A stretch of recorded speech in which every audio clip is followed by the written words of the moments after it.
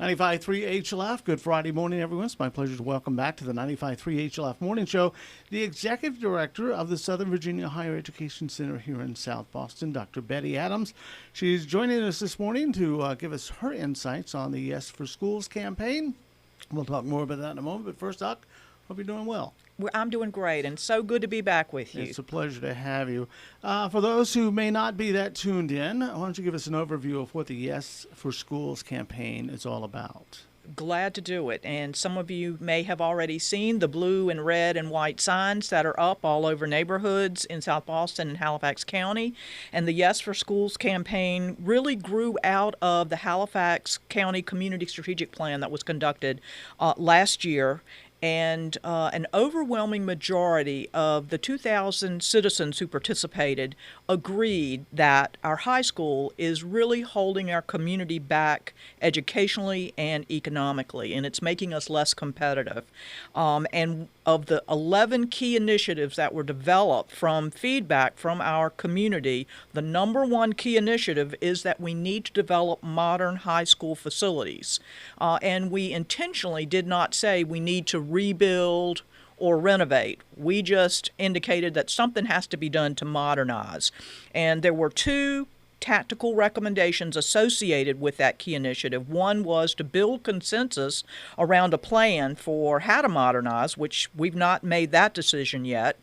And number two, to launch an advocacy campaign to build support for the funding needed for the improvements. And so the Yes for Schools campaign is that advocacy campaign. And thanks to James Edmonds, Halifax County citizens are the only citizens in the Commonwealth that will have the opportunity to vote whether or not to raise sales taxes by 1%, which will generate $100 million for county schools. And I want to point this out to people. We know, and I feel that this is a consensus across the community, whether you're going to vote yes or no, and we want you to vote yes. We have got to do something. The only way for the county to pay for that something is by raising taxes.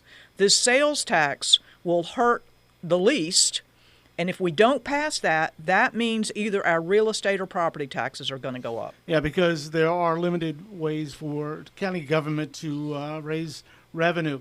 Can you detail what exactly people are voting for when they do vote yes for schools? Yes. So I'll read the exact verbiage. This is what you're going to see on the ballot. Should Halifax County be authorized to levy a general retail sales tax at a rate not to exceed 1%, provided the revenue from the sales tax shall be used solely for capital projects for the construction or renovation of schools in Halifax County, and that the sales tax shall expire by September 30th, 2015.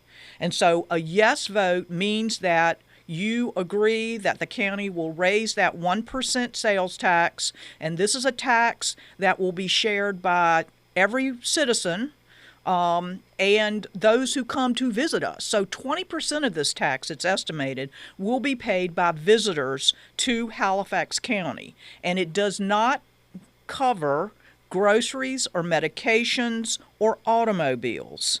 And by law, the funds raised have to be used by Halifax County for school construction or renovation. One of the things I like to point out, and I've had this conversation with several of my friends, is if we have this money designated for capital improvements, there will probably be, additional needs for our county.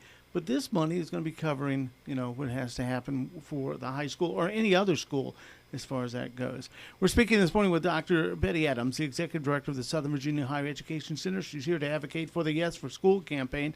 I'd like to invite you to our candidate forums. The first one will be coming up next Tuesday, the 22nd of October at 6 p.m.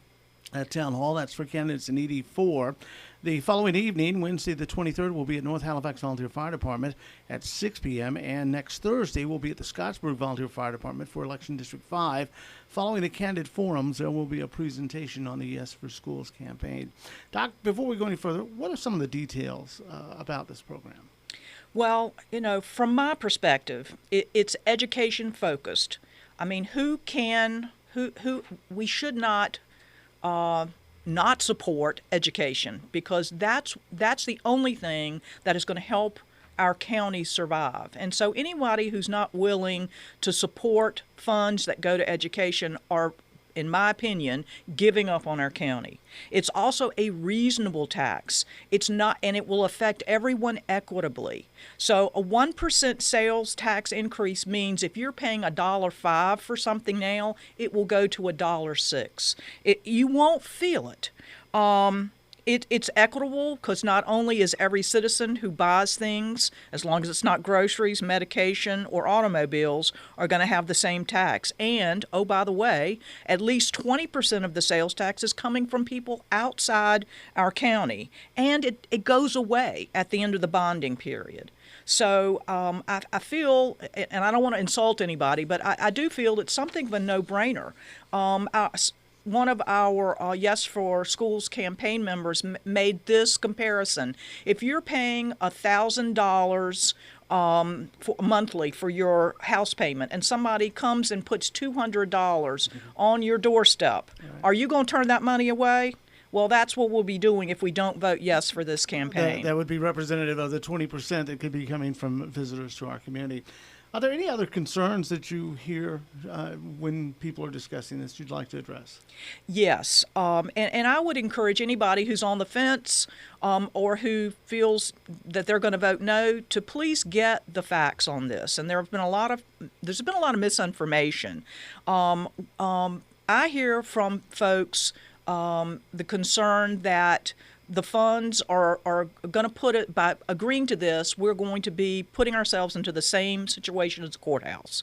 Well, the courthouse is a completely separate issue. The reason we got in the situation with the courthouse is because we did not take a proactive approach to fixing it. And so as a result, we were forced to do this work, and that led us to having to spend much more money. If we pass this sales tax referendum, it will put the county in a proactive position to begin making changes to our high school.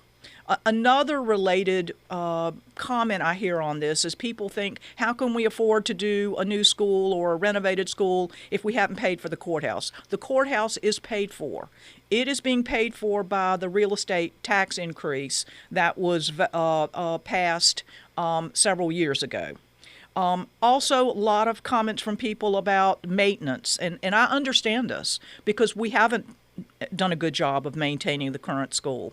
But our superintendent of schools, Dr. Lindenberg, that he knows that that's a problem, and they are taking steps to mitigate that.